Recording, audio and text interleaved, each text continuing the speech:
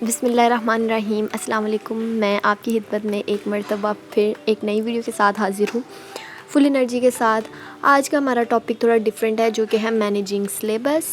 बहुत से स्टूडेंट, बल्कि सब स्टूडेंट्स को यही लगता है कि एग्ज़ाम के करीब के उनका सिलेबस बहुत ज़्यादा है और उनके पास टाइम बहुत ही कम है एक दिन में एक पेपर को तैयार करने के लिए। तो उसके लिए एक स्ट्रेटजी है जो कि आपके लिए बहुत ही कारआमद होगी। तो सबसे पहले आपने अपनी स्कीम को मद्देनज़र रखना है। स्कीम जो है वो आपको आपका बोर्ड देता है। तो आपने सबसे पहले स्कीम से 6 चैप्टर्स अपने लॉन्ग के लिए सिलेक्ट कर लेने हैं। सिलेक्ट करने के बाद सबसे पहले उनके शॉर्ट क्वेश्चंस को याद कर लेना अच्छे तरीके से। 6 चैप्टर्स के शॉर्ट क्वेश्चंस एक्सरसाइज से याद करने हैं, क्योंकि मोर देन 50% क्वेश्चंस एक्सरसाइज से आते हैं एग्ज़ाम में। उसके बाद बारी आ जाती है लॉन्ग क्वेश्चंस की। लॉन्ग क्वेश्चंस आपने इस तरह से याद करने हैं कि जो लॉन्ग क्वेश्चंस पास पेपर में आए हैं, मैंने आपको पहले भी बताया था, उनको सबसे पहले याद करना।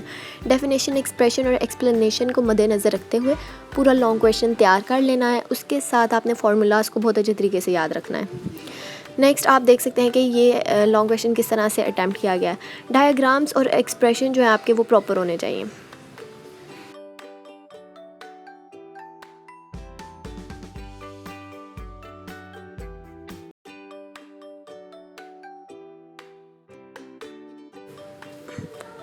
नेक्स्ट लॉन्ग क्वेश्चन का जो पार्ट है वो न्यूमेरिकल्स हैं। तो न्यूमेरिकल तैयार करने के लिए मेरा आपको एक मशवरा है कि जब आप एक टॉपिक तैयार कर रहे होते हैं तो उससे रिलेटेड जो न्यूमेरिकल एक्सरसाइज में होता है उसको उसके साथ ही प्रिपेयर कर लें। ये आपके लिए बहुत आसानी रहेगी क्योंकि फार्मूलाज सेम रहते हैं।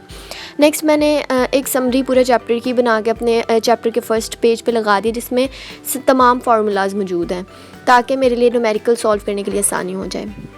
नेक्स्ट जो है वो है कि न्यूमेरिकल को आपने एग्ज़ाम में अटैम्प्ट कैसे करना है।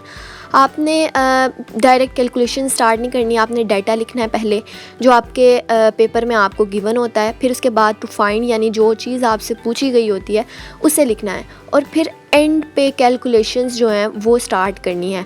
आपने फार्मूला लिखना है और उसमें वैल्यूज़ पुट करके अपना न्यूमेरिकल कंप्लीट कर लेना है।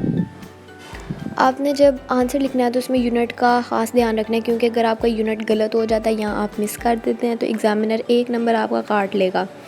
नेक्स्ट ऐसे क्वेश्चन की बात आ जाती है जिसमें 2 जो हैं आपसे पूछी जाती हैं वैल्यूज़।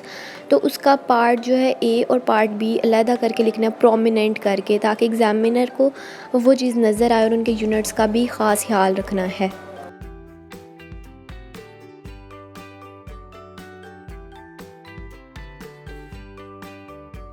नेक्स्ट एक स्ट्रेटजी जो कि मैं अपने एग्ज़ाम में यूज़ करती थी वो ये है कि फ़िज़िक्स के पेपर पे लास्ट पे हमारे पास कुछ टाइम बच जाता है, तो ये देखने के लिए कि मेरा जो आंसर है वो ठीक है या नहीं, तो मैं उसकी वैल्यू को उस इक्वेशन में पुट कर देती थी जो मैंने फार्मूला यूज़ किया हुआ था। और फिर दोनों साइड जब मेरी इक्वल आ जाती थी, लेफ़्ट हैंड साइड और राइट हैंड साइड, तो फिर मुझे पता चल जाता था कि मेरा आंसर ठीक है। जैसे कि यहाँ पे मैं EMF की जो वैल्यू है वो पुट करूँगी और उसको 0.1 से मल्टीप्लाई कर दूँगी, तो फिर मेरी राइट हैंड साइड और लेफ़्ट हैंड साइड का आंसर सेम आना चाहिए।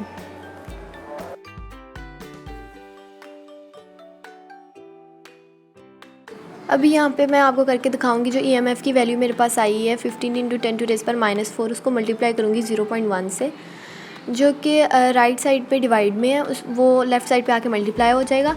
तो दोनों जो एक साइड्स हैं उनका आंसर सेम आना चाहिए, और मेरा 1.5 × 10⁻³ आया दोनों साइड पे। तो इसका मतलब ये हुआ कि EMF की वैल्यू मेरे पास बिल्कुल ठीक आई थी। जब आप 6 चैप्टर्स कर चुके हैं जो आपने लॉन्ग के लिए सिलेक्ट किए थे, कुछ इस तरीके से, जैसे मैंने आपको बताया, सबसे पहले शॉर्ट क्वेश्चंस, फिर इंपॉर्टेंट लॉन्ग क्वेश्चंस, और फिर उसके बाद न्यूमेरिकल्स। तो आपके पास बाकी जितने चैप्टर का सिलेबस रह जाता है आपने बस उसको थॉरो स्टडी कर लेना है, मतलब ज़्यादा उस पर टाइम नहीं देना, बस रीडिंग करनी है और इम्पॉर्टेंट चीज़ें हाईलाइट करके उनको याद कर लेना। न्यूमेरिकल इसके बाद आ जाते हैं MCQs आपने फ़िज़िक्स के लिए स्कॉलर सीरीज़ से करने हैं, और बाकी के जो 3 चैप्टर्स रह जाएंगे आपके सिलेबस में उनको भी इसी तरीके से तैयार कर लेना है, लेकिन प्रायोरिटी इन्हीं 6 चैप्टर्स को देनी है। इन केस आपके पास पास पेपर्स मौजूद नहीं तो आप मुझे कमेंट करके बता सकते हैं, मैं इंस्टाग्राम पे अपलोड कर दूँगी फ़िज़िक्स के लिए। अब तक के लिए इतना ही। उम्मीद है कि वीडियो पसंद आई होगी आपको। Must like, subscribe and share. मुझे दुआओं में याद रखें और best of luck for your papers. अल्लाह हाफिज़।